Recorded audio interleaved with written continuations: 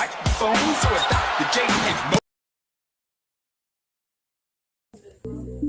Good morning to each and everyone. We are the Group 1 and today we are going to discuss to you about basketball. So the first thing we are going to discuss today is about the brief history of basketball. So in 1819, basketball was invented by Dr. James Naismith, a Canadian of Scottish descent at Springfield College. The college was the International YMCA training school. In 1892, the first set of rules was published and distributed through the YMCA movement, and this resulted in the game spreading rapidly throughout Canada and USA.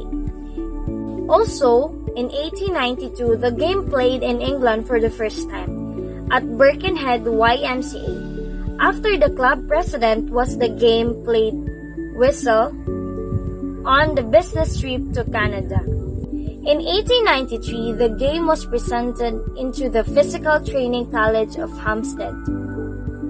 In 1898, a professional league was established in the USA. In 1911, basketball had spread throughout the UK as a sport.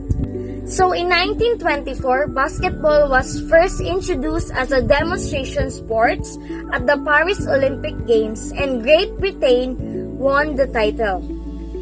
In the year 1927, they saw Adi Sapertin, a London citizen, from the world-famous Harlem Globetrotters. And in the year 1931, FIBA, the International Basketball Federation, was formed with Wilsham as its first secretary. In 1936, the England Basketball Association was being formed.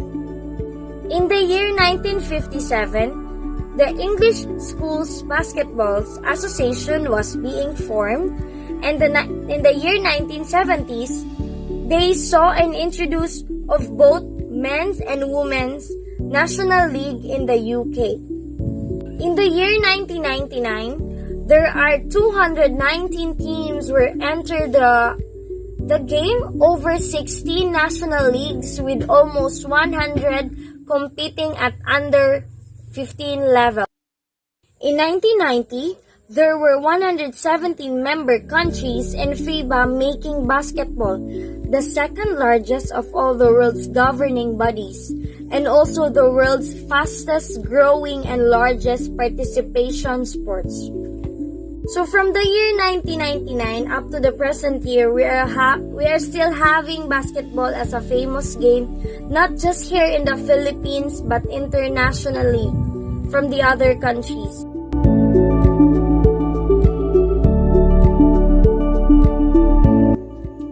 Another sets of basketball equipments and facilities are the following: foul line, the key, three-point line, line markings, shot clock, and scoreboards.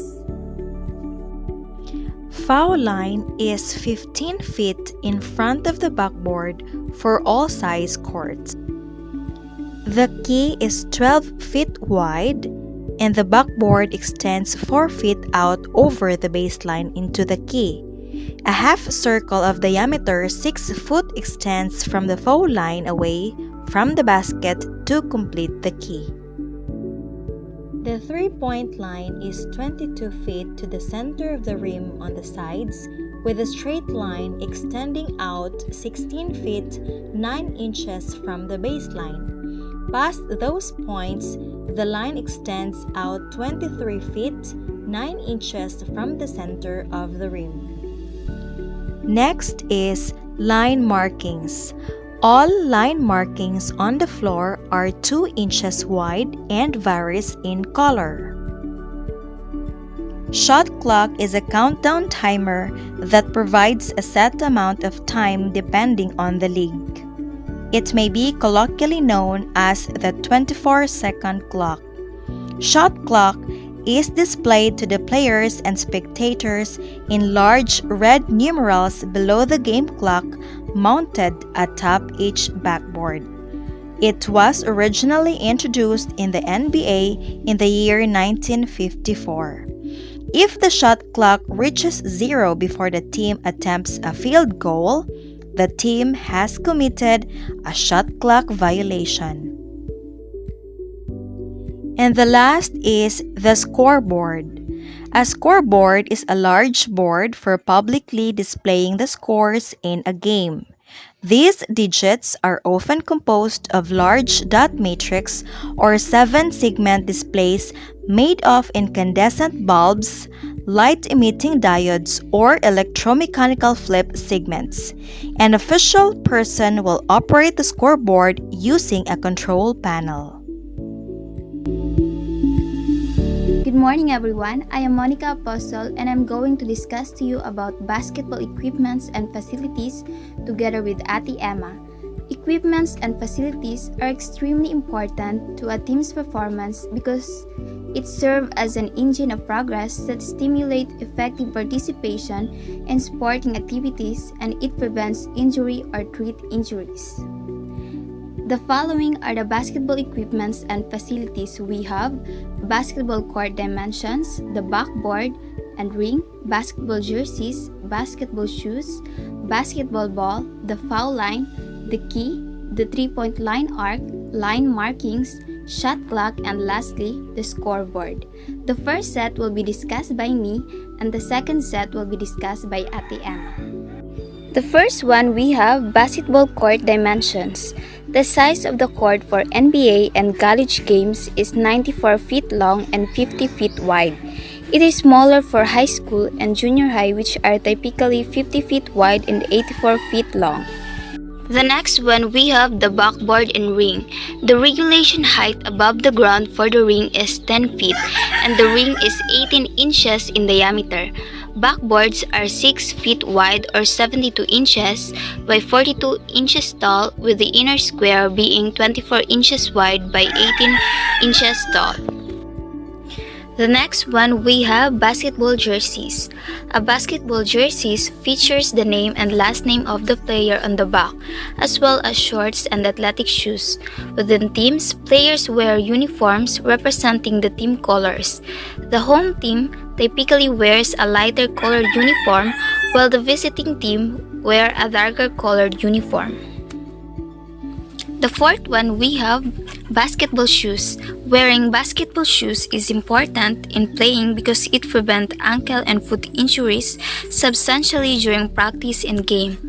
In 1903, a special basketball shoe with suction cups to prevent slippage was added to the official basketball uniform demonstrated in the Spalding catalog.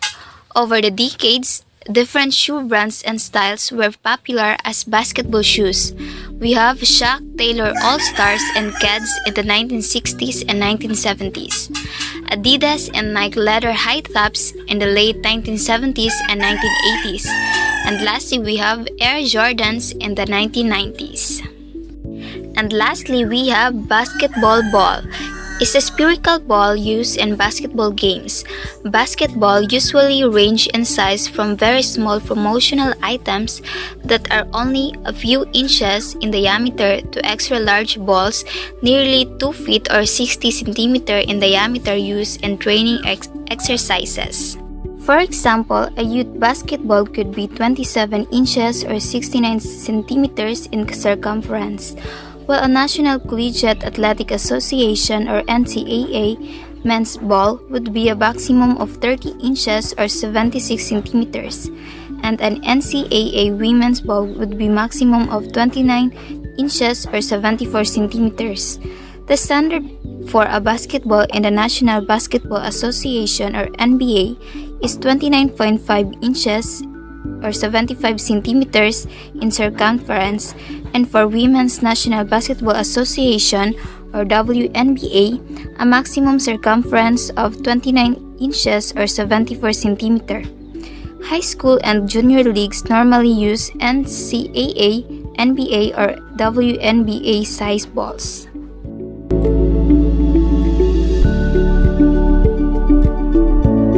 Good day everyone!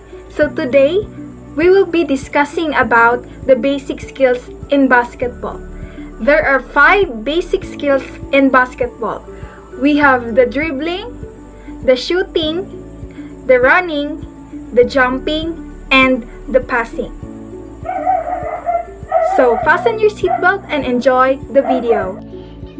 So, we will be discussing about the first skill in basketball, which is the dribbling.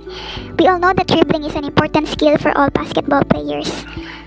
This skill will allow you to move up and down the court, maneuver past defenders, and execute plays. Proper dribbling requires ball handling skills and knowledge of how to spread your fingers for ball control. It is also best if you know how to dribble equally well with both hands. Next to be discussed is the tips for beginners. These are the tips on how to dribble. First is, do not dribble with the palm of your hand but instead of your fingertips. Second, practice dribbling hard or doing pound dribbles. Third, spread your fingers wide for better ball support. Fourth, also, practice dribbling with your off hand. If you're right-handed, do dribbling drills with your left hand as well. Lastly, look for techniques on how you can have a quick dribble. Having a quick dribble will also allow you to get to your spots quicker than the defense. The second skills for basketball is the shooting. In order to score points in basketball, you need to shoot the ball into the hoop. This requires the ability to fully hold and throw the ball into the air toward the basket while avoiding defenders. A proper shot requires precise aiming, arm extension, and lift from the legs. There are different types of shots you need to learn, including jump shots, layups, and free throws. 4 tips for beginners on how to shoot or to properly do the shooting skill. First is get your legs involved.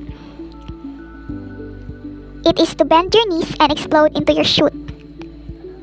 Second, snap your shooting elbow. This advice solves multiple problems, from arm extension to keeping the follow through. It's impossible to snap your elbow without extending your arm. That now leads to higher shot arc and also leads to snapping movement of the wrist. Snap your wrist, and you will be able to hold that follow through. Third is pay attention to your grip. Like dribbling, your fingers must be spread so you can balance the ball with one hand. There should be a little space between the ball and your palm. Lastly is be balanced. There is no rule of thumb here, but do what comes naturally. Some prefer both feet square or facing the. So now we'll be discussing the third skills in basketball. It is running. Running is a big part of basketball. In a full court game, you will find yourself running back and forth as the game quickly transitions between offense and defense. When you have the ball, running will help you to avoid defenders and get to the basket quicker. On defense, you often will find yourself needing to run after the opponent, especially during fast breaks. Next is the jumping. Jumping is another skill that can define how good a basketball player is. Now, jumping is involved in offense during the jump ball in the beginning, while taking shots and sometimes while trying to catch a pass. On defensive, you will need the ability to jump when trying to block a shot or a pass. Being able to out-jump your opponent for a rebound also is an important. Next skill in basketball is the passing. Basketball is a team sport that involves finding a teammate who is open for shot. The ability to pass the ball to this player can make the difference between scoring and not scoring. Really great passers are an important part of the basketball team and usually the ones who set up scoring plays. There are 4 steps or tips for beginners rather. These are spacing, make the ball pass, look ahead, never get tired of passing. Spacing. You should know the optimal distance to make a pass. If you pass when your armmate or when your teammate rather is too close, chances are he may fumble the ball, or worse, he could jam his fingers and fumble the ball. Conversely, throwing long passes, such as cross-court passes, increasing the chance of committing a turnover or the pass getting telegraphed. Next is the make the ball pass. It doesn't need to be flashy all the time. When somebody's open, swing the ball. Third is look ahead. If you look for opportunities for an outlet pass or simple lead pass, you can catch the defense off guard for an easy score. You'll be surprised at how many scoring opportunities are born out of merely looking ahead and moving the ball forward. Lastly is never get tired of passing. Sometimes teammates may not catch your passes, but that should not discourage you from making the right play. Be a willing passer because unselfishness adds to team chemistry. So there are types of passes. There are two essential types of passes. These are the air pass and the bounce passes. Air pass means the pass travels between players without hitting the floor. Bounce passes is the passing or the pass is thrown to the floor through the floor so that it bounces to the intended receiver. So each type of pass comes with its own variations. These are basic variations and advanced variations.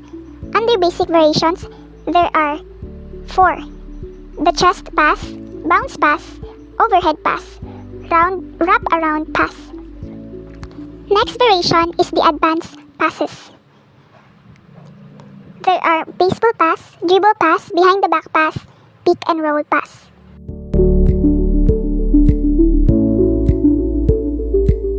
Hello, good morning once again. So this time we are going to talk about the rules and regulations of the basketball. Okay, we all know that basketball is a team sport. Alright, the rules are: when two teams of 5 players each try to score by shooting a ball through a hoop elevated 10 feet above the ground. Diba? Yung ring is, it should be 10 feet above the ground para mag-shoot. Okay, the game is played on a rectangular floor called the court. And there is a hoop at each end. Okay. Nakakita naman tayo lahat, diba, ng court, ng basketball court, and it is rectangular shape and it has hoop at each end. The court is divided into 2 main sections by the mid-court line. If the offensive team puts the ball into place behind the mid-court line, it has 8 seconds to get the ball over the mid-court line. If it doesn't, then the defense gets the ball. Once the offensive team gets the ball over the mid-court line, it can no longer have possession of the ball in the area behind mid-court line. If it does, the defense is awarded the ball. Okay, yung defense naman ay ma-awardan ng ball. The ball is moved down the court toward the basketball by passing or dribbling. Kailangan passing and dribbling. Bawal yung traveling. Okay, the team with the ball is called the offense. Kung sino yung may hawak ng bola, is sila yung team na offense. On the other hand, the team without the ball is called the defense naman, yung umaagaw ng bola.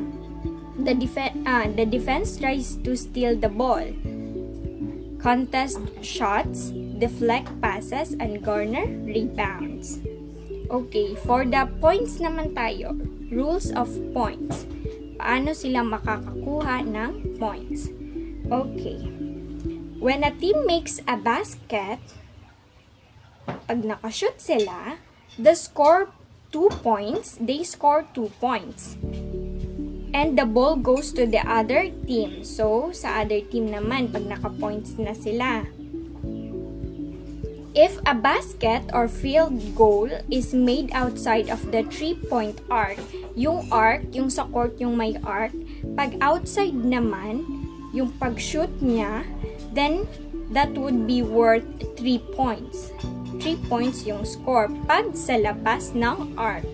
Diba, makikita natin yung before sa ring, yung may arc, pag doon siya sa labas, nag-shoot, so that points is worth 3 points. Okay, a free throw is worth 1 point. So, yung free throw naman, 1 point lang yun.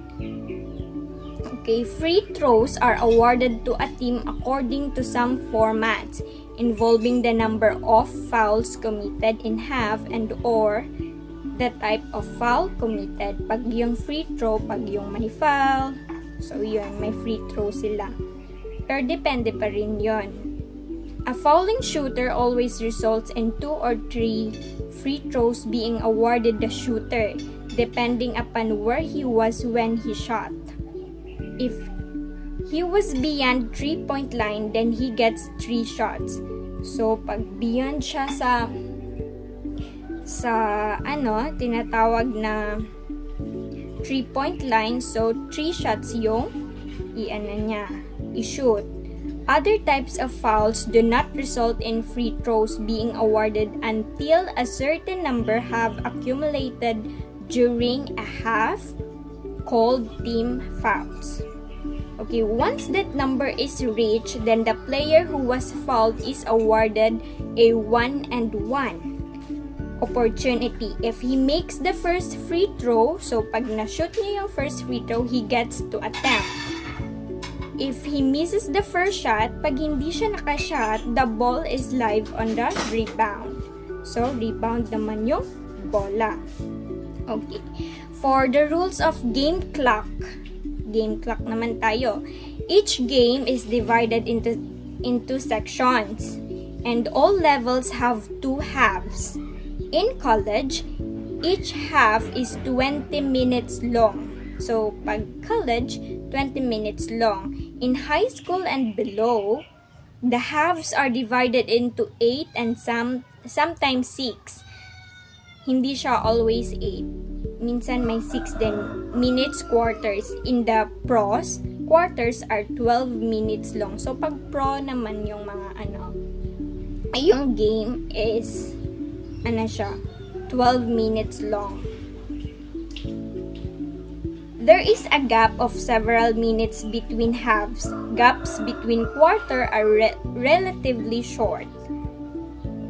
If the score is tied at the end of regulations, then overtime periods of various lengths are played until a winner emerge. Basket assignment and tip-off.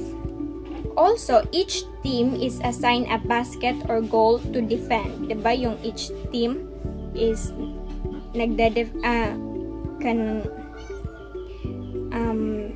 dinadefend nila yung basket nila. This means the other basket is their scoring basket. Yung isang basket is doon sila mag-score. Then yung isang basket naman ay doon sila nagde-defend. Dapat hindi makashoot yung mga defensive team. Okay. At halftime, the team switch goals. So, pag halftime na, mag-switch naman yung goals nila. Yung basket nila. Okay. The rules of the game begins with one player from either team at a center court. A referee will toss the ball. Diba? Doon man magsisimula. Will toss a ball between the two. The player that gets his hand on the ball will tip to a teammate. This called a tip-off. Yung before mag-start, diba? Mag-toss man yung mga player. Yung from the one player from the team. Okay. Now, rules for fouls naman. Ano naman yon? Mga personal fouls. Personal fouls include any type of illegal physical contact. Hitting, pushing, slapping, holding. Illegal pick screen when an offensive player is moving. When an offensive player sticks out a limb and makes physical contact with the defender in an attempt to block the path of the defender. Personal foul penalties. Ano yung mga penalties nila? If a player is shooting while being fouled, then he gets 2 free throws. So pag nag-shooting siya and then na-fouled siya, may 2 free throw. If his shot doesn't go in but only 1 free throw is shot, thus go in. Okay. 3 free throws are awarded if the player is fouled while shooting for 3-point goal and they miss their shot. If a player is fouled while shooting a 3-point shot and makes it anyway, he is awarded 1 free throw. Thus, he could score 4 points. Okay, inbounds. Paano naman yung inbounds? If fouled while not shooting, the ball is given to the team the foul was committed upon, they get the ball of the near side or baseline out of bounds and have 5 seconds to pass the ball onto the court. Yan yung inbounds. On the other hand, one and one, if the team committing the foul has 7 or more fouls in the game, then the player who was fouled is awarded 1 free throw. So, isang free throw lang. If he makes his first shot, then he is awarded another free throw. Another na naman. Okay, for 10 or more fouls, if the team committing the foul has 10 or more fouls, then the fouled player received 2 free throws. Okay, yan yon. First is charging. An offensive foul that is committed when a player pushes or runs over a defensive player, the ball is given to the team the foul was committed upon. Yan yung charging. If blocking naman, blocking is illegal personal contact resulting from a defender not establishing position in the time to prevent opponents' drive to the basket. Flagrant foul, violent contact with an opponent. This includes hitting, kicking, and punching. This type of the foul results in free throws plus the offensive retaining position of the ball after the free throws. For intentional foul, paano naman yung intentional foul? When a player makes physical contact with another player with no reasonable effort to steal the ball, it is judgment call for the officials. So, yan yung intentional foul. Lastly, the technical foul. Technical foul, when a player or coach can commit this type of foul. Pwede yung player and yung coach. Pwede din siya. It does not involve player contact. Kahit hindi ka naglalaro, pwede kang ma-anuhan ng technical foul. Or the ball but is instead about the manners of the game. Ito yung manners. Okay? Foul language, obscenity, obscene gesture, and even arguing can be considered a technical foul pag mag-bad mouthing or arguing, ganyan. May technical foul ka na, as can technical details regarding filling in the scorebook improperly or dunking during warm-ups. So, I think yan yon ang mga rules and regulations. Thank you. Hello everyone. I will be discussing to you about the rules and regulation, and my portion is about violation. Number 1 is walking or traveling. Taking more than steps and a half without dribbling, the ball is traveling.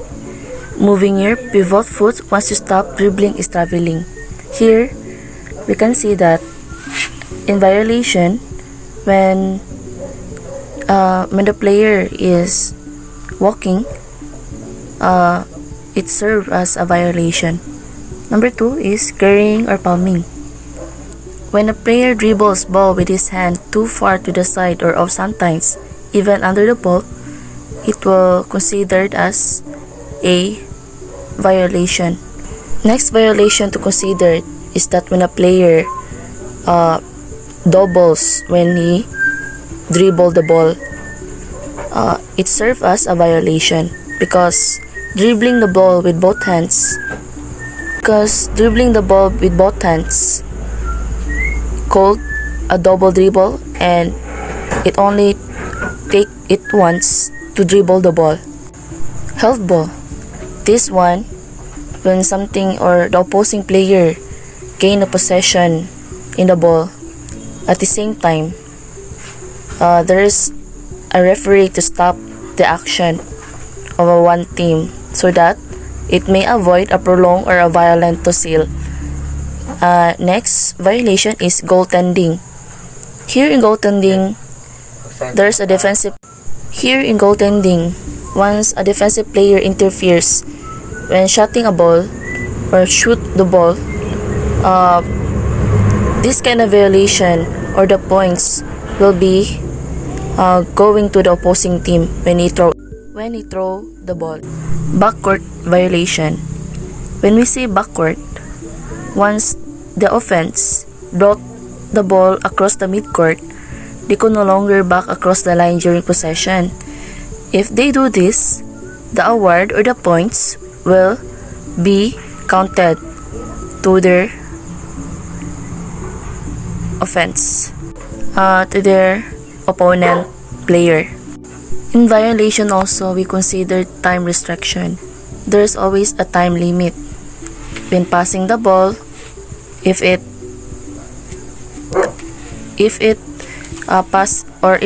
due to the restricted time, the score will be given to the opponent or the player, or to the player that is to the opposing player. We consider the time restrictions when there's a time of shot given to the time frame.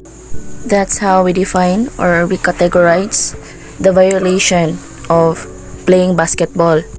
Next to discuss is about player possessions. There's also rules and regulation in regards with the position of the each players. So we categorize it through offensive and defensive. And we start this to the center. Here in the center, as we can see, the players are the tallest. To the one who is offensive, the center, its goal is to pass or to shoot. They are also responsible in blocking the defenders or picking or screening. Its defensive is that their responsibility is to keep the opponent shooting or blocking or past the K area. Next is forward. In forward, they are the next tallest player. They called as a wing of the game in basketball. In offensive side, they are responsible to free or to pass the ball, or they take outside shots and drive for goals, and they do rebound. In the defensive matter, they are responsible in preventing drives to goal and rebounding. Lastly, in player's position is guard.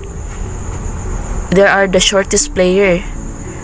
They are the one who is responsible in dribbling fast, seeing the court when it is come to passing. Their job is to bring the ball down the court and set up an offensive player. In offensive one, as we can see, their responsibility is dribbling, passing, and setting up an offensive plays.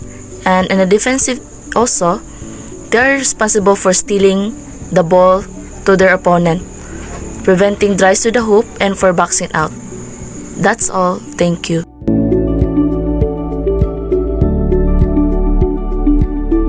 So, good morning. Today, I'll be explaining about the officiating in basketball. So first, we have here referees. Referees are the main officials of the game. They're the ones who are actually responsible for enforcing rules and regulations and calling fouls and violations. The number of referees officiating a game depends on the level of play.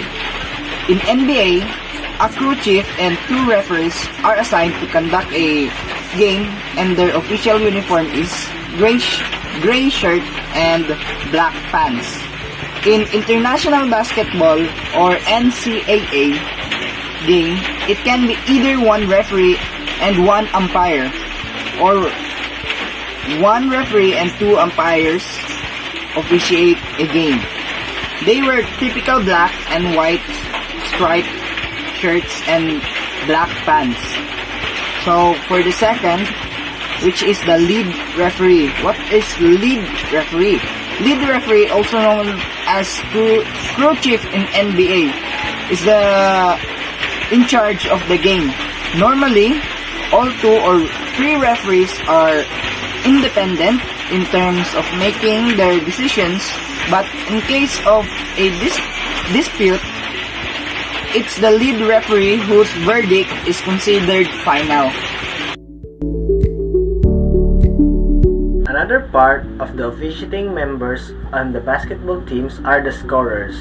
The scorers play a supportive role in the game of the basketball. There can be one or two scorers in a game depending on the rules of the league, and their job is to write down the stats or the statistics that are relevant to the game. They keep a running summary of points scored, notify field goals, and free throws made and missed.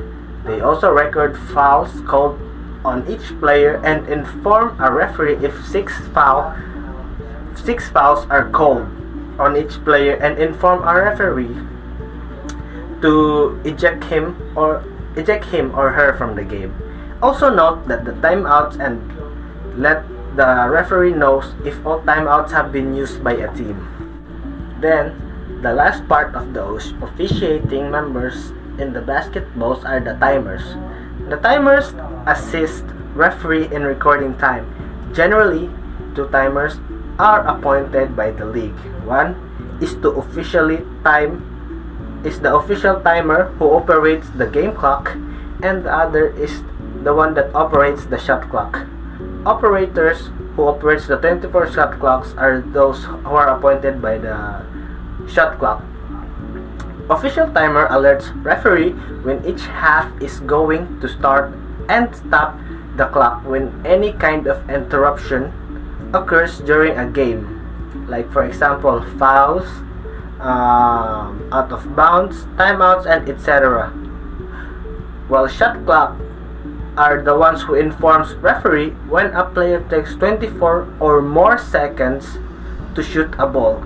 Keeping the ball in possession in 24 seconds or more is a violation.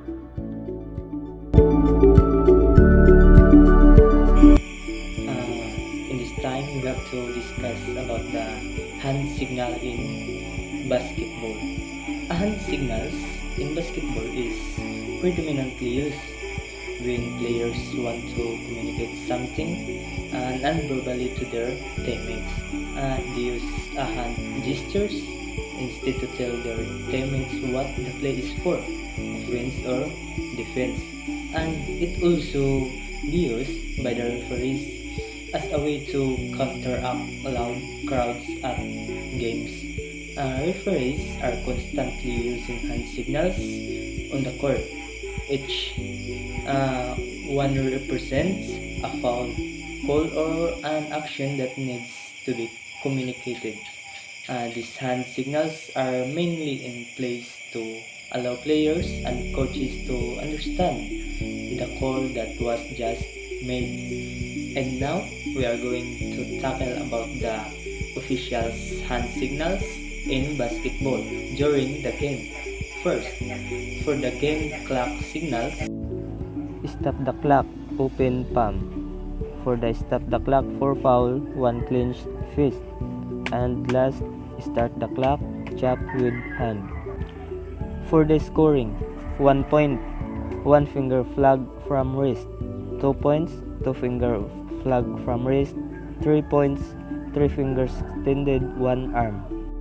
In substitution and timeout. For the substitution, cross forearms, beckoning in, open palm, wave towards the body. Charge timeout, form T, show index finger. For the media timeout, open arms with clenched fist. And hand signal for informative. Cancel score or cancel play, scissor-like action with arms once across chest. For visible counts, counting while moving the palm. For communication, thumbs up. For shot clock reset, rotate hand, extend index finger. And for the hand signals for violations, in dribbling, rotate fist. Illegal dribble or double dribbling, patting motion with palm. Illegal dribble, carrying the ball, half rotation with palm. 3 seconds, arm extended, show 3 fingers. 5 seconds, show 5 fingers. 8 seconds, show 8 fingers. For 24 seconds, finger touch shoulder. Ball returned to back court, wave arm front of body. And last, for the deliberate football, point the foot. And for fouls, in illegal use of hand, strike wrist.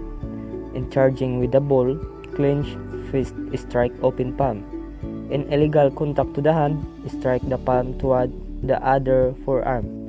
In excessive swinging of elbow, swing elbow backwards.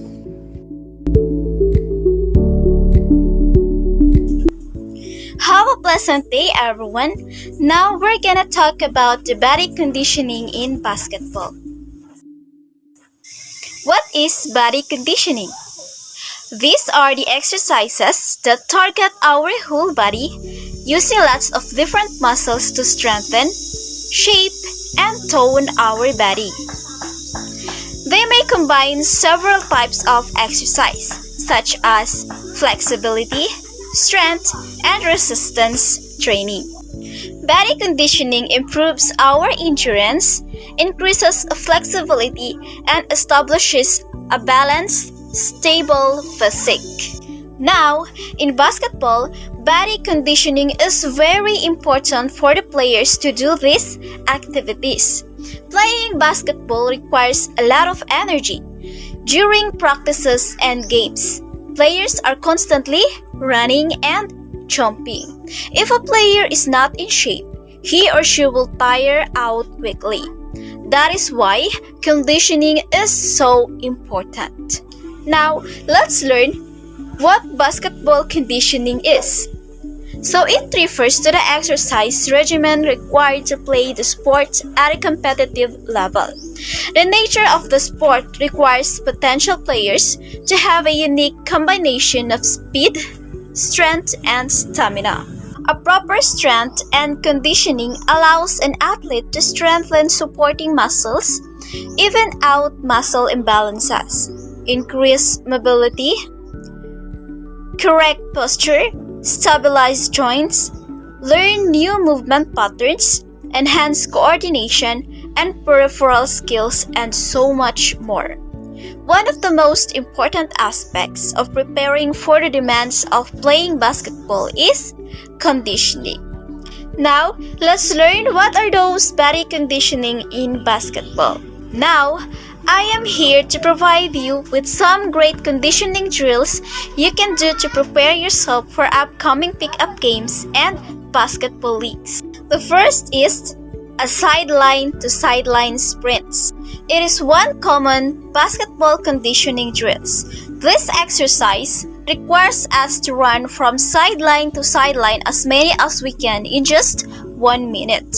We must track how many times we went back and forth at the end of each drill. So the second one is a half-court sprints.